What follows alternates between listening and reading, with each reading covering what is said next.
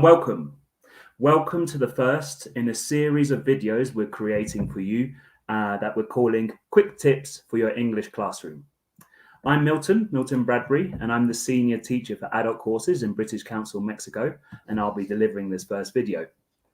What are these videos? Who are these videos for? Well, they're for new teachers, existing teachers, more experienced teachers, trainers, basically everyone in education. What's the idea of these videos? Well, we want to provide you with some quick tips, some suggestions that you can very quickly implement into your English language teaching classroom. So hopefully you'll come away from this session with some good ideas. We'll be doing these videos once a week at this time on a Monday. So please join us every week if you can. That'd be great. This is an interactive session. So if you have any questions or any comments, you can write them in the chat box. And at the end of the session, I will respond to as many as I can. Okay. And finally, I'd like to mention that we have a surprise for you. For everybody who watches this video until the end of the session, we have a little surprise that I think you'll find quite interesting. So please stick around for the next 15 minutes. Okay, so let's begin. Could you upload the slide, please, Carlos? Thank you. So the topic of today will be giving feedback online and to face-to-face classes. Okay, that's the main topic. And the objectives of these sessions are, if you go to the next slide, please, Carlos. So hopefully I will be answering 3 questions, okay?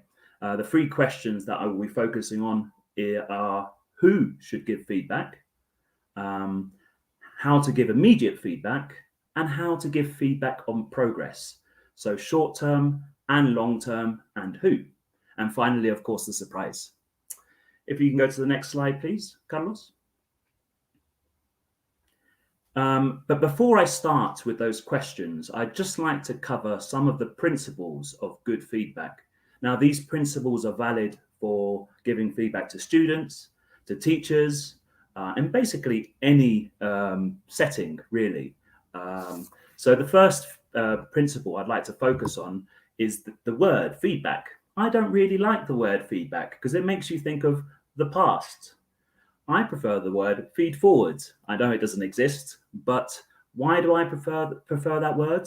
Is the idea of feedback is to give people ideas, suggestions about how to improve, to give them insight about how they can do whatever they're working on better. So it's not really, we're not assessing students at this stage. We're not giving them a grade. That would be a better word for a better idea for feedback, but we're giving them tips about how to move forward. So I think that's very important to have in mind when we're giving feedback. The next thing I'd like to talk about is how important it is to focus on the positive. Okay, what's the idea of feedback? To help people improve. So it's much more motivating for the person who's receiving the feedback if the feedback is positive, or if there's a focus on the positive, because there's always something positive about what we do. So it's very important for us as teachers to highlight that and to mention it. Also, one thing we've learned is it's very important to let the recipient lead. What do I mean by that? Allow the student to have some control over the meeting or over the way that feedback is given. This could be done in different ways. Perhaps the student could say, can you give me feedback on these areas? For example, grammar, or for example, pronunciation.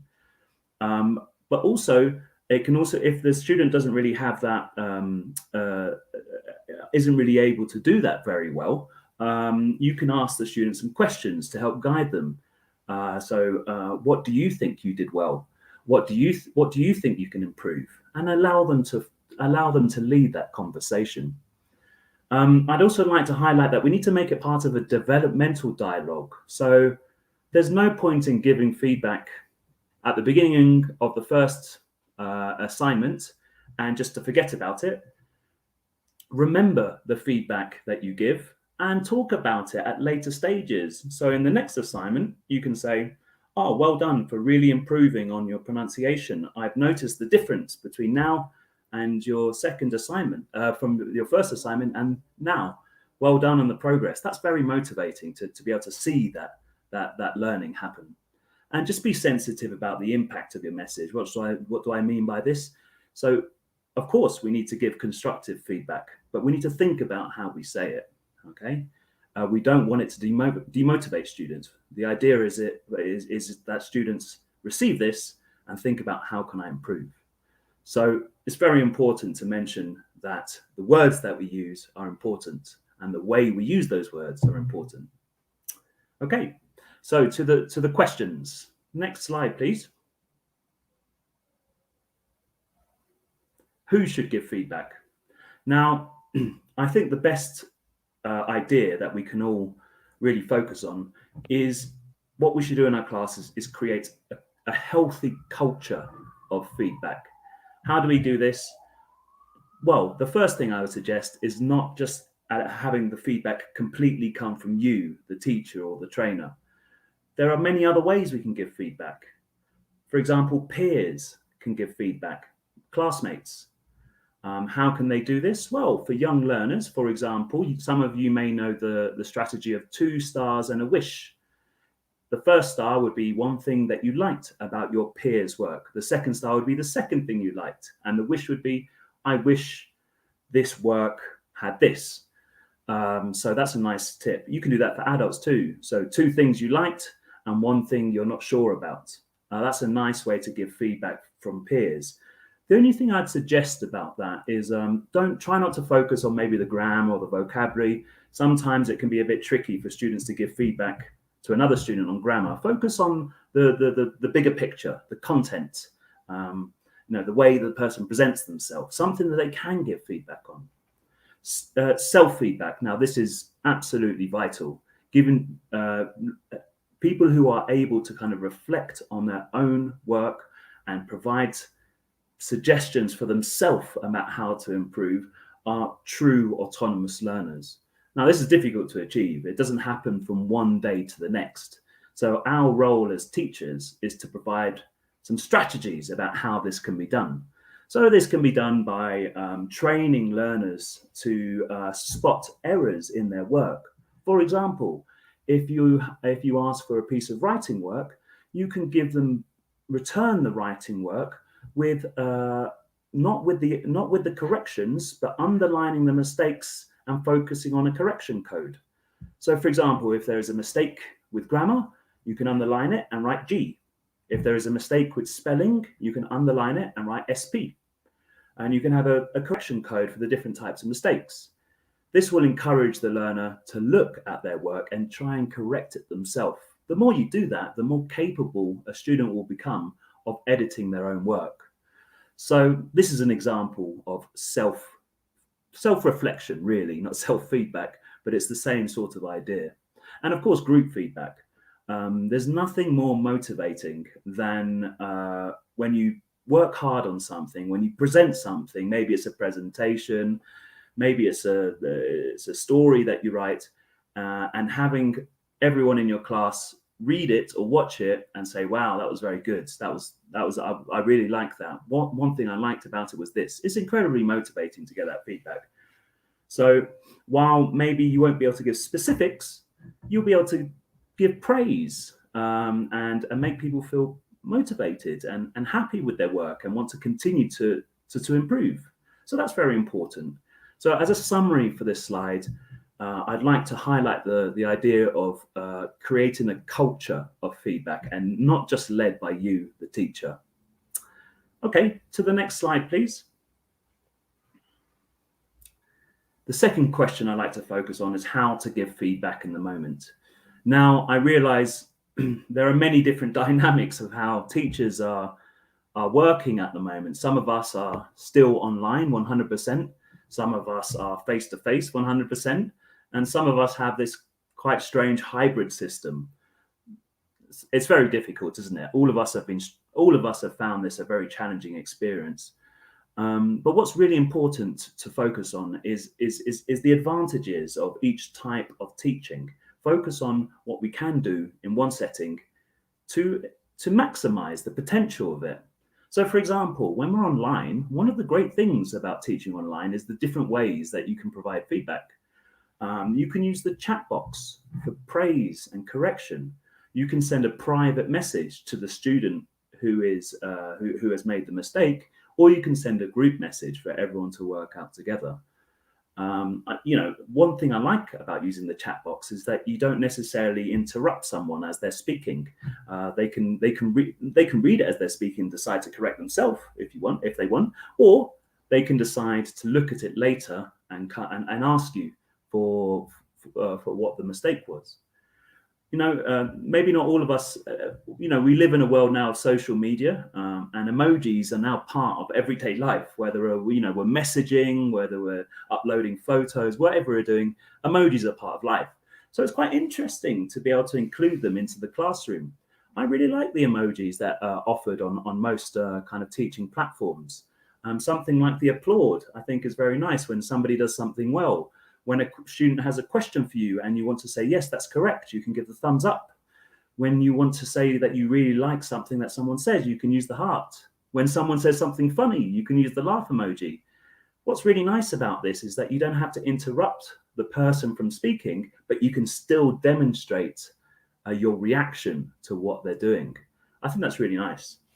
And the raising of the electronic hand, I think this is really nice as well, because this is something that we do in a real classroom to avoid people interrupting each other. Let's do this online as well. It's a nice added tool. If we're back face to face, what can we do? Well, we can do things like use Post-its. We can stick a Post-it on a student's desk with a mistake or something they're doing well, some idea. I think that's a really nice way of not interrupting the flow. When we're giving a correction, you can give some short clues about the error. So, for example, if a student says, every Monday, I went to the swimming pool, you can say, went, past tense. And they go, oh, no, present tense. I go to the swimming pool. So you can give them a clue like that. You can also use rising intonation to repeat the error the learner made. So, for example, if they say, I go to the supermarket. I go to the supermarket. You can use rising intonation like that to highlight there's a mistake and allow the learner to correct themselves. So here are a few ideas for giving feedback in the moment in online and face-to-face. I think I'd like to summarize this slide by mentioning we need to try to do a bit of everything and try to keep the message positive as much as possible. Give praise where you can. Okay, so the next slide, please, Carlos. Thank you. And the final idea I want to kind of talk about is giving feedback on progress. One of the things that we've noticed in this move to online during the pandemic are the fantastic digital tools available for giving feedback, for recording work and things like this. And the two tools I would like to highlight, which I think work particularly well, are Flipgrid and Seesaw. What are these? These are platforms where you can create a class, so something similar to Google Classroom. But the interesting thing is you can send backwards and forwards video messages and audios. Why is this good? Because a student can produce a piece of work, you can send them some feedback in a video or an audio, and then you can interact backwards and forwards like that. What are the big benefits of doing this feedback using digital tool? Well, the first big benefit for me is that it's easy to keep a tidy record. Some students are incredibly organized, and that's great. But some students, they lose their homework, their dog eats it, or who knows what happens to it. The nice thing about Flipgrid and Seesaw is it doesn't get lost or deleted. It's there, and you can look at it. You can look at work that you created last year, and you can focus on the improvement. So that's one thing that's really positive. It's self-access. So students can do it whenever they want. Students can ask for feedback. You as a teacher can give feedback, and vice versa, of course, whenever you want. It's nice to be able to do this sometimes out of class time and focus on using class time for the teaching, for the things that are really, really important.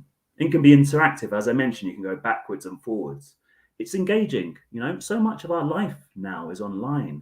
With the social media, with Facebook, with Twitter, with everything. This is just a reflection of what's happening online in their learning. It mimics it. And that's the last point. It reflects real life. So to summarize this slide, I'd just like to highlight the benefits of using digital tools for giving feedback. It's organized. You can keep a record very easily. It's self-access. It's interactive. It's fun. It reflects real life, and students like it, of course. Okay, so that's the last slide on this topic. I hope you found the information we gave useful, but I just very quickly like to give you guys an opportunity to ask me some questions. I'm now going to have a look at the comments. If you have any questions about the ideas I gave, or you'd like to give a comment about, for example, I use Flipgrid and it's fantastic, or I use Flipgrid and it doesn't work for me, that's fine. But just a couple of minutes, let's see some of your questions. So I'm just having a look now. Hi guys. Oh, hi Arturo. Nice to see you. Tita says, I sometimes feel kind of giving the wrong feedback in the wrong moment. Yeah, that's quite common. I know what you mean, Tita. And so it's quite nice to have a bit of structure in the way you give feedback, to know I should give feedback in this moment and in this way. That's nice. Hi Kwan, nice to meet you. Eugenia says, I got it. Interesting, thanks. Well, I'm glad, Eugenia. I'm glad it was useful for you. Thank you very much. Any other comments?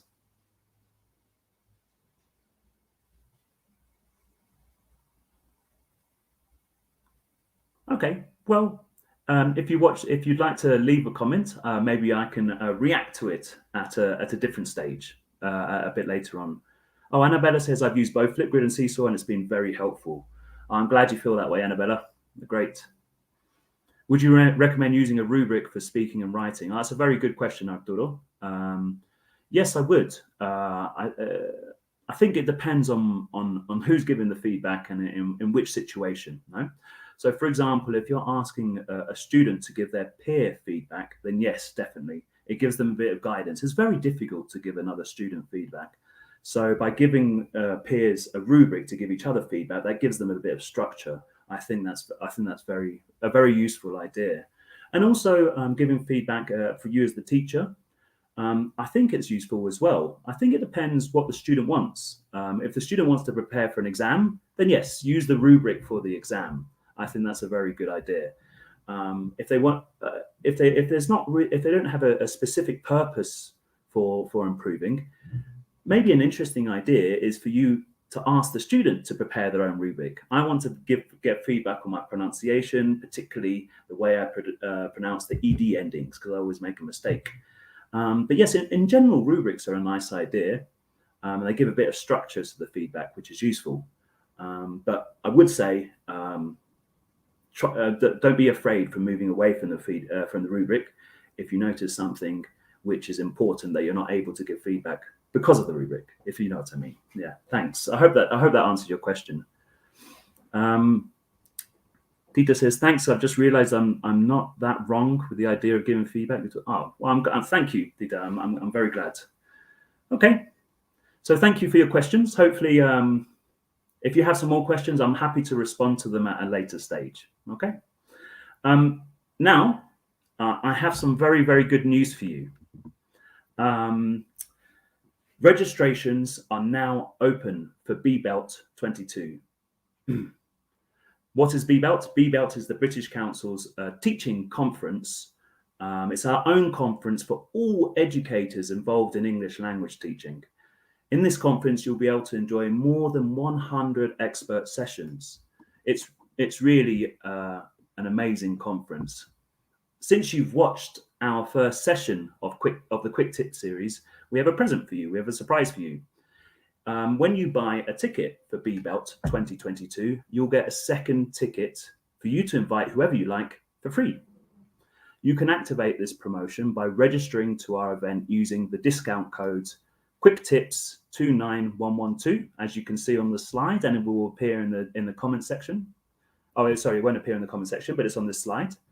And after paying, you'll receive a confirmation email and a second discount code. With this second discount code, you can register the person you've invited completely for free. So it's 2 for the price of 1, of course. Okay. In the chat, you'll see the link to where you can register, and I think you'll see the discount code. Okay, so I hope you find that a good offer. And yes, thank you very much. And that's it for today. So thank you very much for joining me. I hope you found this useful. If you did find it useful, please join us next week when we'll be focusing on a different topic. Okay, so thank you very much and see you again. Goodbye.